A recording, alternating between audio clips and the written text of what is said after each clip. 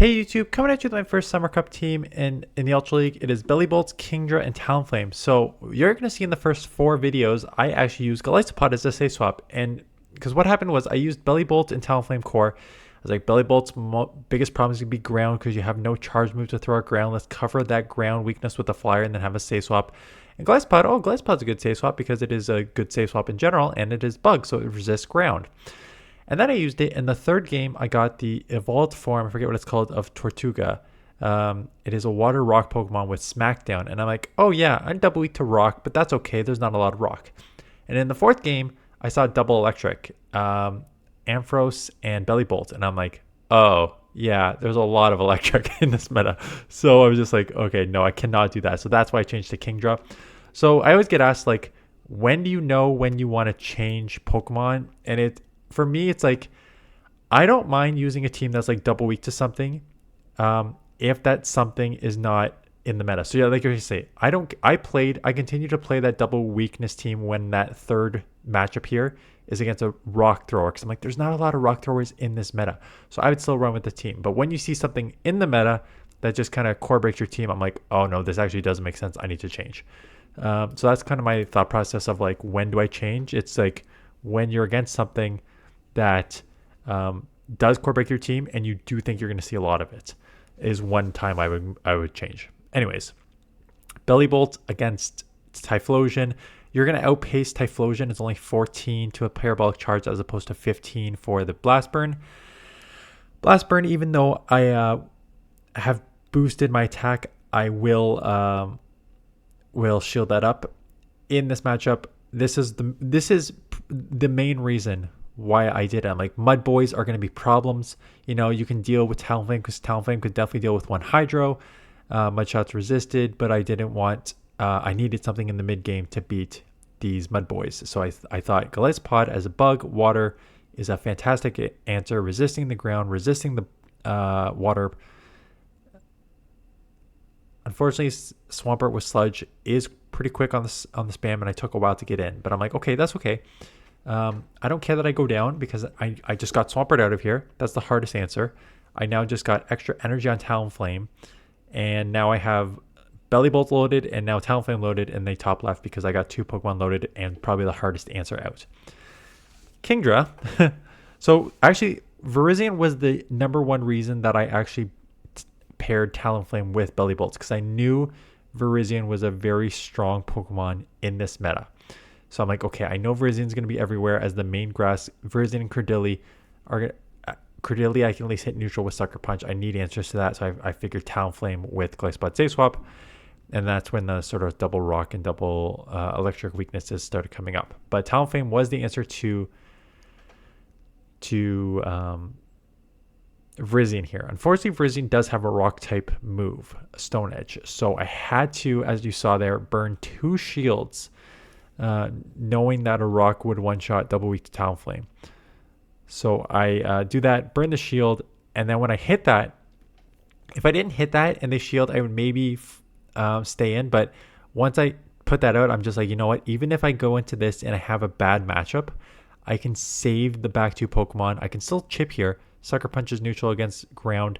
Yes, Parabolic Charge is resisted, but I still chip enough. But now I have 2 Pokemon that can kind of deal with this, both resisting the ground. Farming up a ton. I can take any move. Doesn't really matter what they're throwing at me. Body Slam's garbage. Ground is resisted. So take that out there.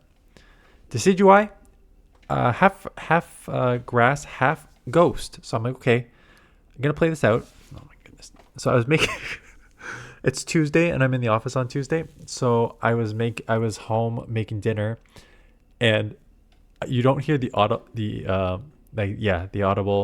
what I was saying.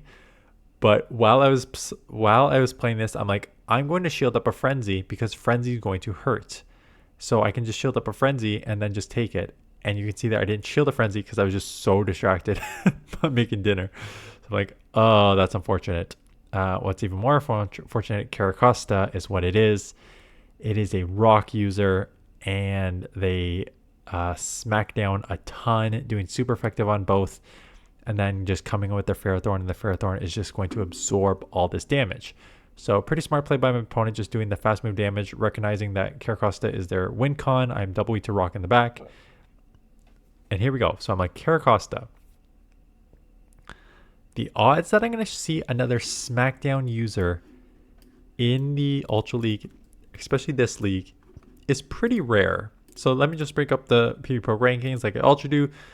You know, there is Cordeli, which has the Rock Tomb, so I shouldn't just totally dismiss it. But the next Pokemon with a Rock type move in the rankings is Crustle at 22, and it is even saying to run Fury Cutter now. But it used to be like it used to be a SmackDown user before, but it's running now Fury Cutter, so it's just a charge move. So I was like, you know what? I know I lost that. I know I'm double weak to rock in the back. I don't care. And then in this matchup, Ampharos comes out, and I'm like, oh, yeah, Golisopod and Talonflame are both weak to electric. That's okay. I have a neutral Sucker Punch. I can just stay in this matchup and beat the Ampharos because the Sucker Punch is neutral. I'll keep boosting my defense, so these Trailblazers aren't going to do a ton, and I can just take it with the Sucker Punches, take switch, and now the hardest answer of electric is out of here for them to have a Bellibolt in the back here. So they come back in with their lead Pokemon here, Skeledirge, and I'm like, great, I took lead, I took switch, I'm hitting super effective with Sucker Punches, I'm going to chip with Parabolic Charge, I've got 2 full Pokemon in the back, I may get to another move here, I do, they're going to force the throw, I got 1 3/4 damage done, 1 Pokemon gone, 3/4 damage done in this, I'm sitting pretty, I'm going to win this matchup, and then I'm like, okay, shield this Shadow Ball, and then I should be able to take care of whatever's in the back here for a double electric team. And then I'm like, oh, yeah, as someone who's using Bellibolt on the lead, I should have registered that electric is going to be strong in this meta. And yes, Bellibolt is insanely strong, but Ampharos has been a very strong safe swap in the just general Ultra League for a while now. So that's a team comp error on my part. I wasn't truly thinking. I was building around Bellibolt, Talonflame, dealing with the Mud Boy in the middle. So I was not thinking about like all the electric, because electric has been so bad for so long in the Ultra League and just a great league in general. Just GBL in general, electric has been bad. So after this matchup, I'm like, nope. I will respect the Bellibolts. I will respect the Ampharos. These are tough. I can't overcome them. I can't overcome them with the current team comp. So I was looking at, I think because you saw the Kingdra on the second one there, I was just like, yeah, Kingdra is a pretty good safe swap. That water dragon typing, as I mentioned in other videos, help offset the weaknesses, right? Kingdra as a dragon is weak to ice, and water resists ice, and water is weak to grass and electric, and dragon resists grass and electric. So I'm like, okay, that covers each, like those offsetting weaknesses, like resistances, weaknesses offset each other. So you are only left with a couple weaknesses. Dragon Breath, probably not a lot of steals in this meta, especially the Summer Cup, that you can kind of run with Kingdra as a safe swap. So that's why I put it in here, just so more thought process behind that. Bellibolt lead, I did get out the first Parabolic Charge, winning CMP with my 10 attack, basically allowing me to take switch with a 1 HP here, and it is the Decidueye in the back, so that switch is fantastic, getting the fire on in the top left out of that matchup. Typhlosion, again, we've seen this. Knowing I will get to the Parabolic Charge before means that this is an easy stay for me. Get to it in 14. That is actually the optimal timing for fast move as well, 14 versus 15. So we stay in, we chip, we boost our defense, and I'm like, Shadow Typhlosion, I still don't want to take your Blast Burn. I'm going to shield, and my opponent baits, and high risk, high reward bait. If I let this go, if I let that Thunder Punch go, being like, I already grabbed a shield, I let this Thunder Punch go, I easily, like, it's basically a top left for my opponent, because I would have lived the Thunder Punch with ease, I wouldn't have had to burn a shield, etc. Because they baited, they were easily going to get to a Blast Burn the second time around, which would have taken me out. So I'm like, okay, so now I got to burn the second shield to keep switch. I do burn that second shield. Kind of lucky that a Ferrothorn is in the back, so aligning with a Talonflame, which is double super effective, is huge. And we'll have to see what the other Pokemon is. The other Pokemon is a Charizard. And Charizard, of course, running not Fire Spin, not Wing Attack. It is running Dragon Breath, which is a legacy move. Not pulling out the algorithm card, but very funny in my first matchup, switching a Golisopod for... Not that Golisopod had... Golisopod had Aqua Jet, which would have been super effective, but my first matchup subbing out Golisopod, I get hit with a Dragon Breath freaking Charizard. So go down there, get taken out there. Not much I can do about that. Bellibolt into Skeldurge. Ghost takes super effective from Dark, so they get out immediately. Golisopod is weak to Electric. It does spam. Bellibolt's got some bulk. It would be way better. Obviously 10, 11, 11. I do not have any Excel with this. Maybe it's like level 41, but not many Excels if there is any Excels. So I try to grab a shield there, and I do. And then I'm like, you know what? Aqua Jet's resisted. They can only throw X Scissor. My IVs on Kingdra are pretty good. 3, 12, 13. You know what? Maybe that's before the... You know what? I think it may be 5, 14, 15 now that I think about it, because it's probably... I evolved it at 3, 12, 13. No, it's a Shadow. Sorry, I didn't purify it. Never mind. I didn't purify it. It's 3, 12, 13. So I'm like, okay, good IVs. I can live. Moose. Out comes the Venusaur. I do grab the second shield. Like I always say, grab that second shield or basically take it out or do a ton of chip damage. I line here. Sludge Bomb will chip. Won't take me out, but it will do some good chip. So Sludge Bomb does register. Talonflame is level 50. Skeldurge comes in. I do have a shield, and I need to make a decision here. And I think my decision is I have to let this go.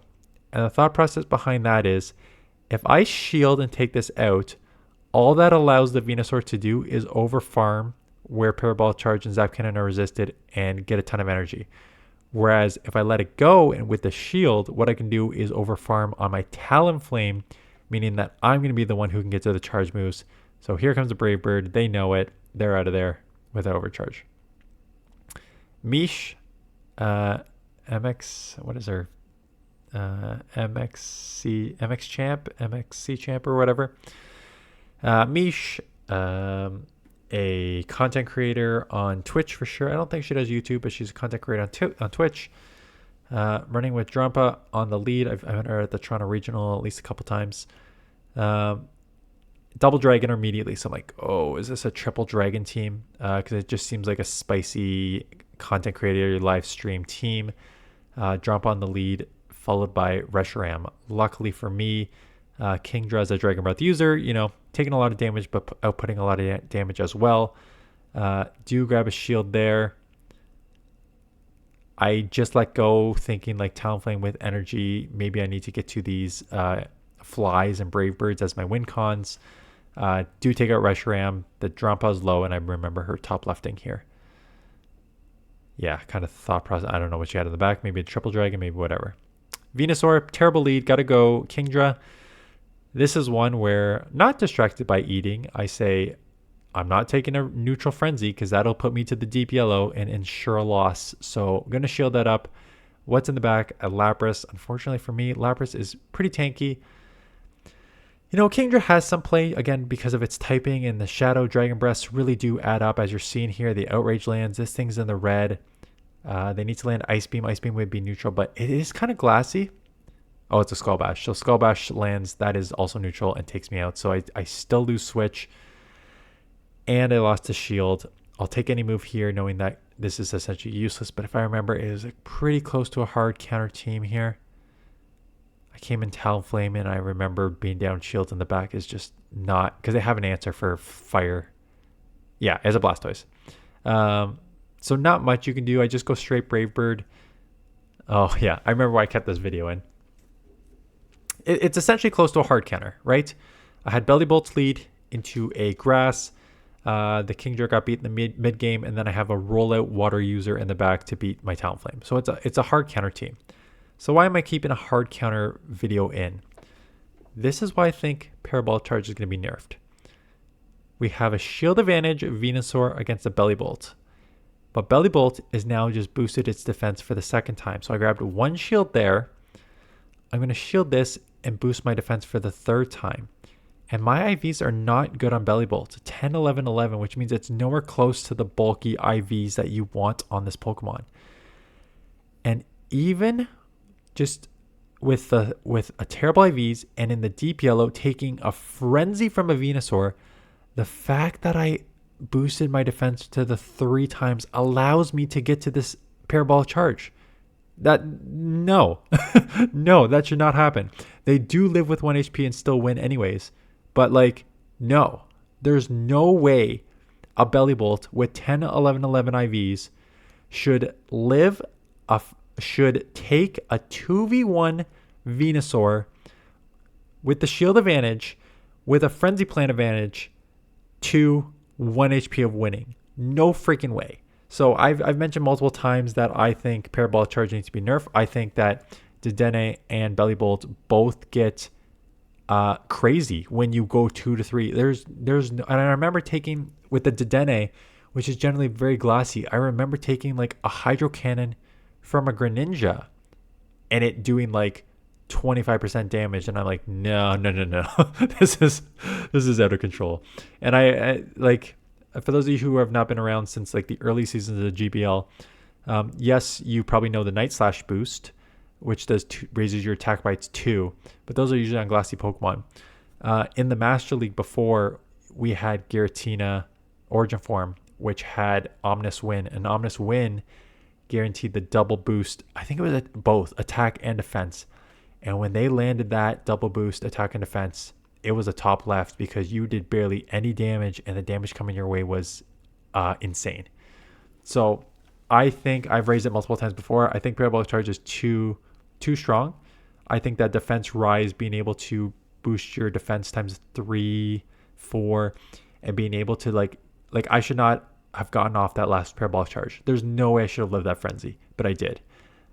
So, you know, Niantic, and I guess that's Scopely now, does not like nerfing moves that it immediately buffs.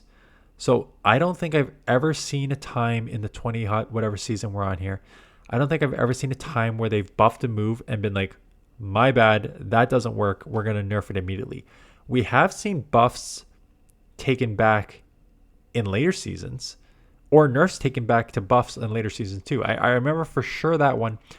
Azumarill was a top ranked Pokemon. They nerfed Bubble for like 6 seasons and then rebuffed Bubble. So it's not like they'll just never rebuff or re-nerf something, because it has happened before.